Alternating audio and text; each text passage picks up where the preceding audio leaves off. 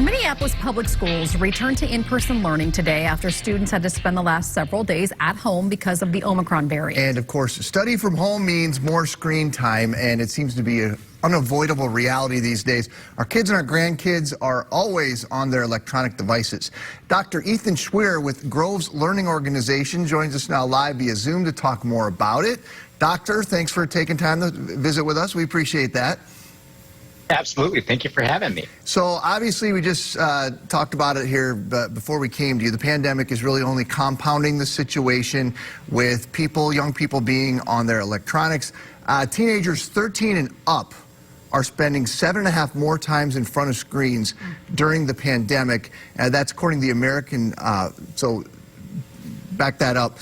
Those facts being thrown at you, I mean, it's pretty hard to even comprehend how much more time they're in front of the screen. Absolutely. That is absolutely the case. So, and even before the pandemic, we were spending a lot of time in front of our screens. American children were spending about 7 hours a day in front of electronic media, according to the Department of Health and Human Services.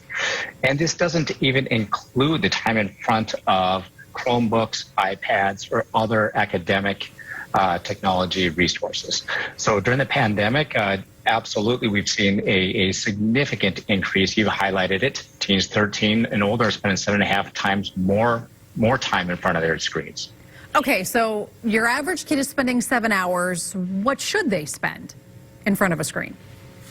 So it does differ a little bit by age. So the general recommendation for children 2 and under is that they have no screen time. Between children between the ages of 2 and 5, the general recommendation is 1 hour. And then from 5 to 18 is recommended no more than 2 hours per day.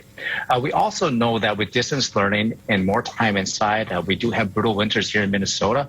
We're not able to follow all these recommendations all the time. And there needs to be a little bit of a balance with that. And we need to look at different types of screen time that we are using.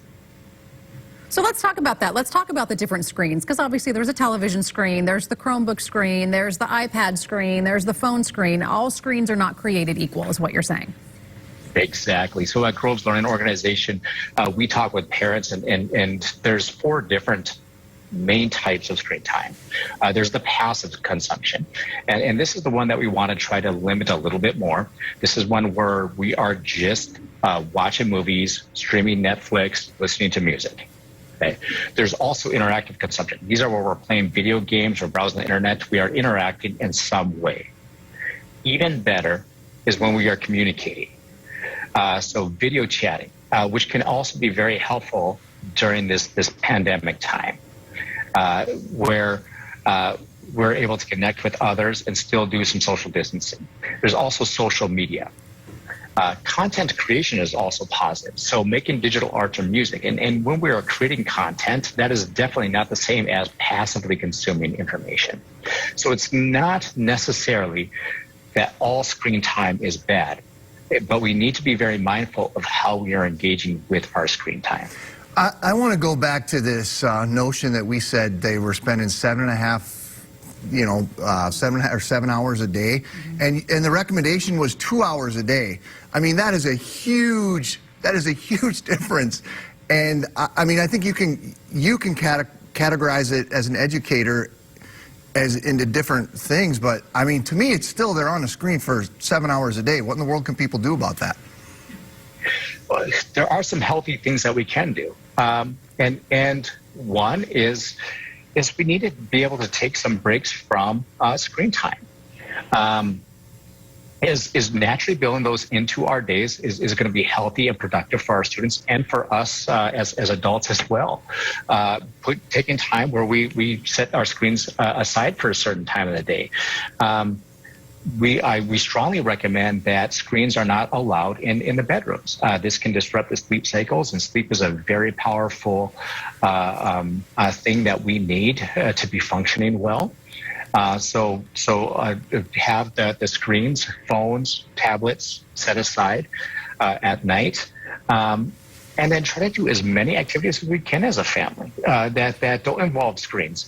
Doing a family game night, making sure that we're able to talk about current events or something else different. When the weather warms up, make sure that we're getting outside and having some fresh air.